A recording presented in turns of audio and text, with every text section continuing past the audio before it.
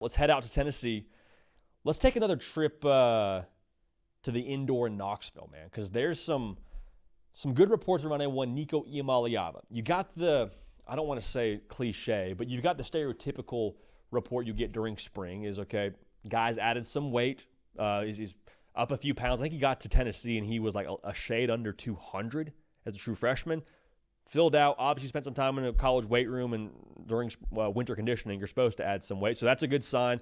From what I've been told when it comes to how he is working behind closed doors, the challenge we said in the previous Intel segment for him was, can you maybe step up a little bit more? Not that he's not a good leader, but can you take the reins a little bit more when it comes to being that vocal presence and kind of taking over as your team, being the guy at Tennessee? Sounds like he's doing that, which is good news.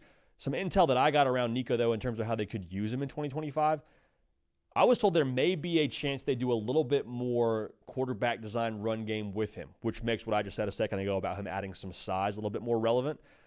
One, helps him settle in, get into the flow of the game.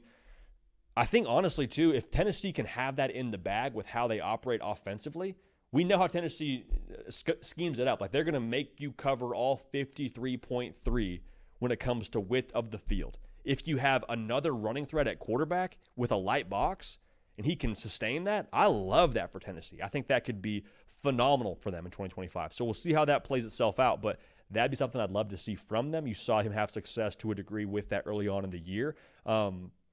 Now, with that being said, the wide receiver room has got to level up. We all know that. I've been told Chris Brazzell has had a fantastic spring.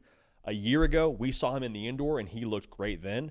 But you get a full year now in the system. You're on your second spring in Josh Heupel's offense. Just being more comfortable, knowing what to do, being in the right place at the right time, all those things for a young quarterback a year ago. Have to imagine him being able to level up in that way is going to be huge for Nico's progress. Raylan Staley, they think he's a perfect fit in the slot for them, given his size.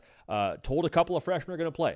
Travis Smith and Rodarius Jackson, both trending towards being guys that maybe not starting for Tennessee, but they'll have a role now. Mike Matthews also progressing. The bottom line here for Tennessee is the wide receiver room, I think, sets where the ceiling is for this football team, because I think Nico is better than we even got to see a year ago. Some of that is definitely on what he wasn't last year, figuring out how to be a starting quarterback in college football, much less in the SEC. But I was told that you look at what happened last year for Tennessee on offense, and some of those plays, Nico may take the blame because he took the sack or he threw the ball to what looked like the wrong spot or what have you. But us as college football fans, we're watching the broadcast copy, we don't get to always see what's happening downfield.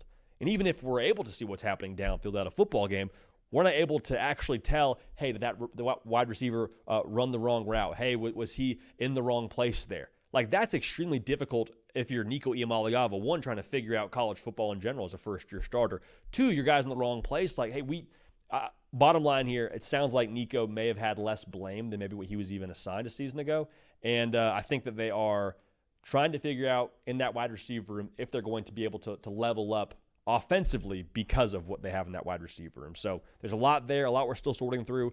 But I do think you talk about 2022, that was kind of the catalyst, wasn't it? Like, Hendon Hooker made it all go for sure, but Jalen Hyatt, Bru McCoy, Cedric Tillman, tight end game, like, they had a lot there where they were able to actually maximize the entire offense because they had true winners on the outside. So we'll see how far along they are there, but some good reports around Chris Brazzell. I think they got some pieces. Can they elevate the way we need them to elevate in Knoxville to go win at the level we want to win at? David Sanders, I mean, everybody's been talking about him since he committed to Tennessee, and honestly, even all the way through that. Having a really good spring.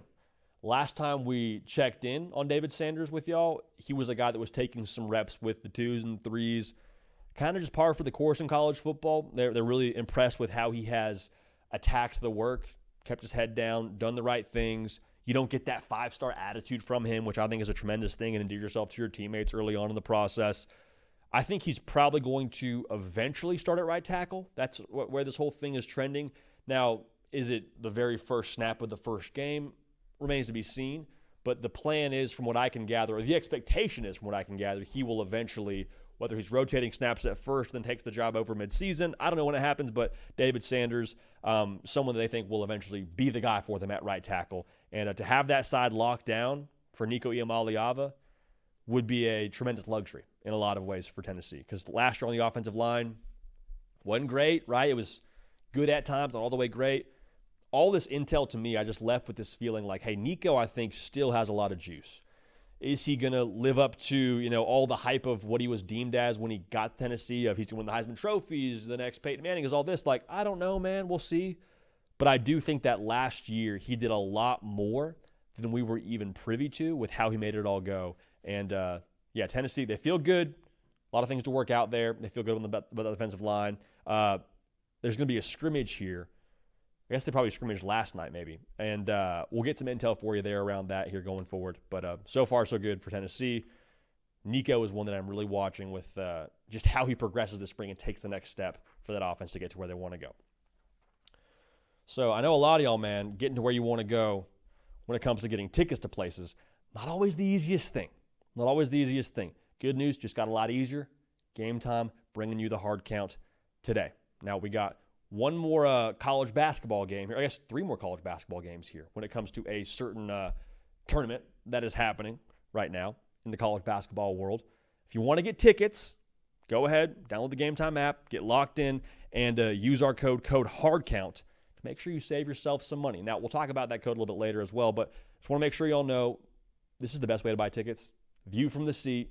You make sure you get the best price because you can compare it with other platforms. You can kind of do the whole compare and contrast thing. Game Time, though, I'm telling you, they will make sure you get the best price, best view, best value, lowest price guaranteed from our friends over at Game Time. So, again, to revisit this, download the Game Time app, create an account, use code HARDCOUNT. That's HARDCOUNT for $20 off. Download Game Time today. Last-minute tickets, lowest prices, again, guaranteed. So appreciate Game Time bringing all the hard count today and getting us to where we want to go when it comes to some of these sporting events now. I know college football is on the horizon, but we're going to make sure we maximize the rest of our time before college football season. Best way to do that by getting to these games in person for other sports as well.